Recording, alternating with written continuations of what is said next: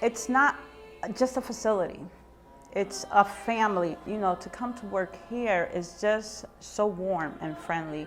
Our residents, you know, they get a feel of that. They come in, you know, a little bit worried about how is it gonna be, but we make them feel right at home.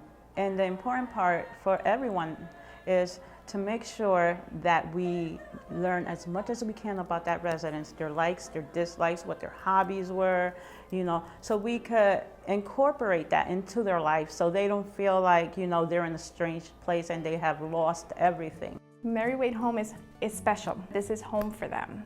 And that's how we need to make it feel.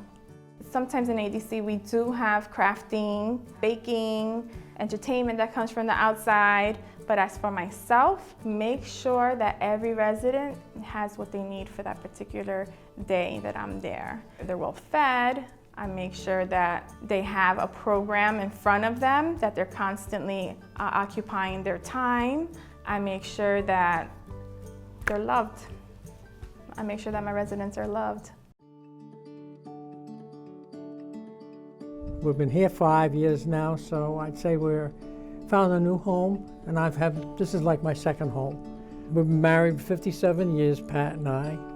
Well, when Pat first came here, she was, I'd say, a handful.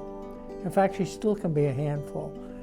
Not as far as she loves to motor around and visit everybody all day in her wheelchair. And it just puts me at ease because she's very apprehensive. She'll say no to you when she doesn't want to have something done.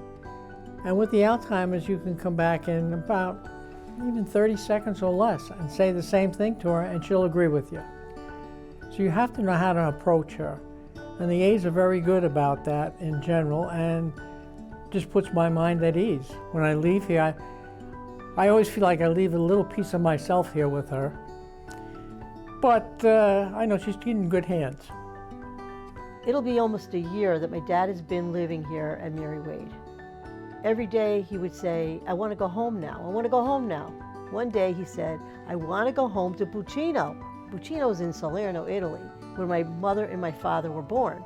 And suddenly I responded to him, yes, I could take you home to Buccino. Let's go, because I recalled that Mary Wade had a beautiful large community room with computers and smart TVs with IN2L. I could call up Buccino, Italy on Google Maps and take my dad home to Buccino.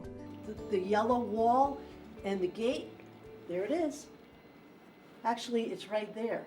There's the ledge where we were standing. He went from very upset to smiling. And he was just so happy. And it's heartbreaking for me because he's so strong. Still to this day, he's very, very strong. But the dementia has really changed his life. And it's changed our life because we see our father not capable of doing the things that he did in the past. But, you know, if we can make him smile and happy and change something to make his day better, then, you know, we try different things. And even in the springtime, in the summer, you know, we take him outside. They have beautiful gardens back here with the fountain. He loves the water fountain. He loves to sit there by the bench. We have someone who plays music, and he sits there and he smiles. Just, it's just great for him. One of the special moments that I remember was one of our residents who went out to the hospital.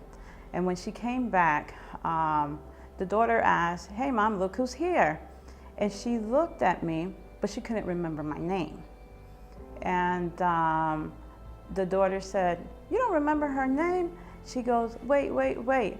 I don't remember her name, but I do remember that I love her. And she gave me a hug.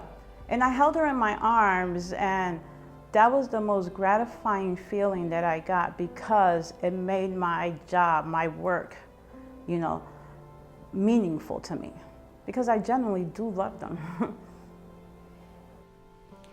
We actually come into phases of life where we've lived a long journey and we come to a point where we need some support. The resident, the client, the patient. It just depends what kind of support you need. Mary Wade has everything that you need.